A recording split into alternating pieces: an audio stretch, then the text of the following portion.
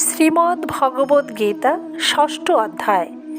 এই অধ্যায়ের 11তম এবং 12তম শ্লোকে ভগবান শ্রীকৃষ্ণ কি বলেছেন এই পর্বে তারই আজ বর্ণনা করব। ওম নমঃ ভগবতে বাসুদেবায়। ওম তৎসৎ।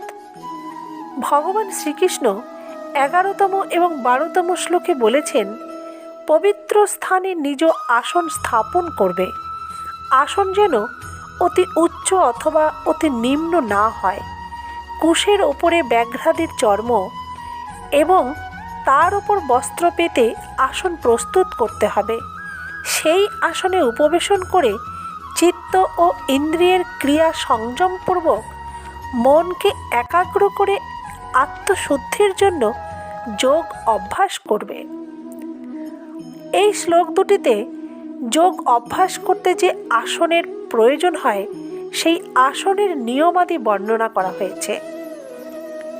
সংস্কার দ্বারা ধ্যানের স্থানকে পরিশুদ্ধ করে অথবা স্বাভাবিক শুদ্ধ স্থানে ধ্যান করার জন্য আসন পাততে হয়।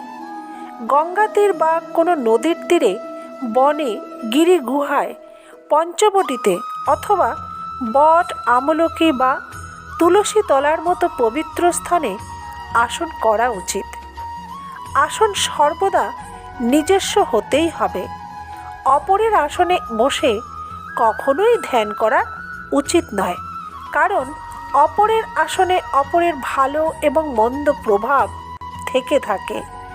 ধ্যানকারীর নিজ ইচ্ছা সেখানে বাধাপ্রাপ্ত হয়। নীতি নিয়ম বজায় রাখা কঠিন হয় এবং অপরের ভালো বা মন্দ ভাবগুলি ধ্যানকারীর ওপর প্রভাব বিস্তার করে। ভগবান শ্রীকৃষ্ণ বলেছেন, চিত্তবৃত্তি নিরোধের নাম হল ধ্যানযোগ।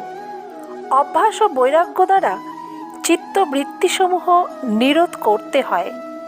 বিষয় চিন্তা ত্যাগ করে যত্নসহ চিত্তকে বারংবার একাগ্র করার প্রয়াসকে বলে অভ্যাস।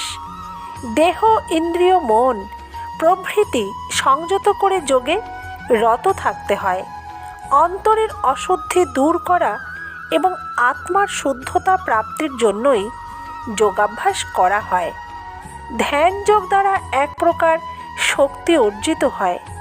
ওই শক্তি জাগতিক ভোগের অভিলাষে উপযোগ করলে ভোগ সিদ্ধি হয় এবং পরমাত্মা প্রাপ্তির জন্য উপযোগ করলে তা পরমাত্মা প্রাপ্তির পথকে সুগম করে। ঋদ্ধি সিদ্ধি প্রাপ্তির জন্য এবং অপরকে দেখাবার জন্যও অনেকে ধ্যানযোগ অভ্যাস করেন।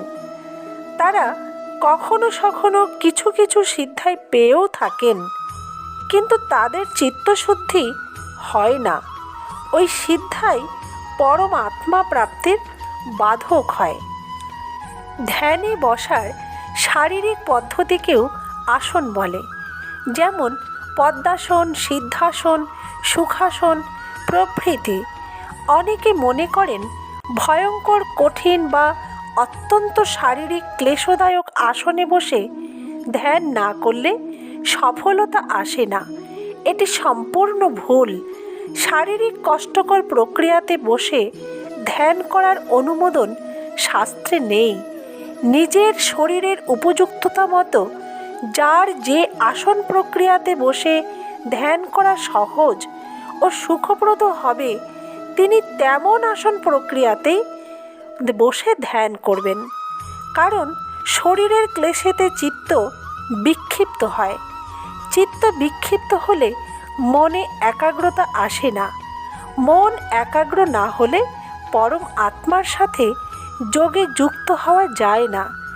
এ সমস্ত কারণে শাস্ত্র নির্দেশ মতো আসন করে আত্মশুদ্ধির জন্য ধ্যানযোগ অভ্যাস করতে হয়। ভগবান শ্রীকৃষ্ণ বলেছেন, আসনে বসাকালীন চিত্ত ইন্দ্রিয়াদির ক্রিয়া সংযত রাখতে হবে। বিষয় চিন্তা, সাংসারিক চিন্তা প্রভৃতি একেবারেই দূর করে দিতে হবে। একমাত্র পরমাত্মার চিন্তায় ধ্যানে মগ্ন হতে হবে। ধ্যানের সময় পৃথিবীর সমস্ত চিন্তা মাথায় এসে জড়ো হয়, সেগুলিতে নির্বিকার থাকতে হবে। যে চিন্তাগুলি মাথায় আসবে সেগুলির বিরোধিতাও করতে হবে না, আবার অনুমোদনও করতে হবে না। তাহলে কিছু সময় পরে চিন্তা সকল একে একে আপনিই বিদায় নেবে। ধ্যানের সময় কেবলমাত্র পরমাত্মার বিষয়েতে চিত্তকে এক নাগারে যুক্ত রাখার প্রযত্ন নিতে হবে। ধন্যবাদ বন্ধুরা। এখানে 11তম এবং 12তম শ্লোকের বর্ণনা সমাপ্ত।